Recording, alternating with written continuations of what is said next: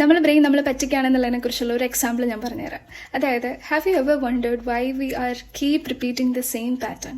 നമ്മൾ വേണ്ട എന്ന് വിചാരിച്ച കാര്യങ്ങൾ നമ്മൾ പിന്നെയും ചെയ്തുകൊണ്ടിരിക്കുക, സെയിം റിലേഷൻഷിപ്പുകളിലേക്ക് വീണ്ടും വീണ്ടും റീ എൻട്രി ചെയ്തുകൊണ്ടിരിക്കുക. അതേപോലെ തന്നെ we feel like we know that it's not good for me or good for my growth, but we are still doing that actions again and again. So ഇതിൻ്റെ റീസൺ നമ്മൾ week ആയതുകൊണ്ടോ അല്ലെങ്കിൽ നമുക്ക് strength ഇല്ലാത്തതുകൊണ്ടൊന്നും അല്ല. We all have that power within us, but now we are expertised in surviving it.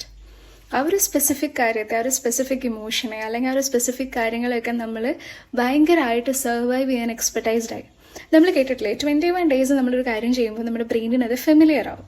90-100 days ഒക്കെ ആകുമ്പോഴത്തേക്കും അതൊരു habit ആവും. So imagine, നിങ്ങളൊരു 1 year 2 year 3 year ഒക്കെ സെയിം പാറ്റേൺ റിപ്പീറ്റ് ചെയ്യുമ്പോൾ now we are master in it. So നിങ്ങൾക്ക് ഇതിനെല്ലാം red of ചെയ്തിട്ട് അല്ലെങ്കിൽ നിങ്ങൾക്ക് ഇതിനെല്ലാം പുറത്ത് വന്നിട്ട് നിങ്ങൾക്കൊരു പുതിയ ബെറ്റർ ഹാപ്പി ആൻഡ് സേഫ് ലൈഫാണ് നിങ്ങൾക്ക് അവിടെ അൺഫെമിലിയർ ആവുന്നത്.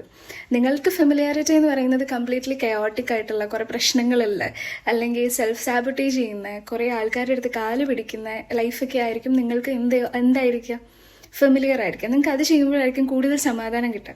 പക്ഷേ നിങ്ങൾ നിങ്ങളുടെ ലൈഫിന് ഭയങ്കരമായിട്ട് റെസ്പെക്ട് ചെയ്യുമ്പോഴും നിങ്ങൾ നിങ്ങളുടേതായ ബൗണ്ടറി സെറ്റ് ചെയ്യുമ്പോഴും നിങ്ങൾക്ക് അത് അൺഫെമിലിയർ ആവും. So the brain can process it. So understand, നമ്മളൊരു പാറ്റേൺ ബ്രേക്ക് ചെയ്യുമ്പോൾ it's not a happy or effortless kind of an act. അതിൻ്റേതായ കുറേ പ്രശ്നങ്ങളുണ്ട്. So what we can do is, നിങ്ങൾക്കിതൊക്കെ തോന്നുന്ന ഈ അൺഫെമിലിയാരിറ്റി നിങ്ങൾക്ക് സമാധാനം തരുന്നില്ല എന്ന് തോന്നുന്നുണ്ടെങ്കിലും after 3 or 5 months you will understand what is really good for you. So if you feel like you are in a self-sabotage life, you are leading a self-sabotage life, അതിനേക്കാൾ ഏറ്റവും better കുറച്ച് നാളെടുക്കുന്ന പെയിനെ കൂടെ കുറേ നാളത്തെ ഹാപ്പിനെസ്സിലേക്കും സമാധാനത്തിലേക്കും എത്താന്നുള്ളതാണ്. So make sure that you remember this.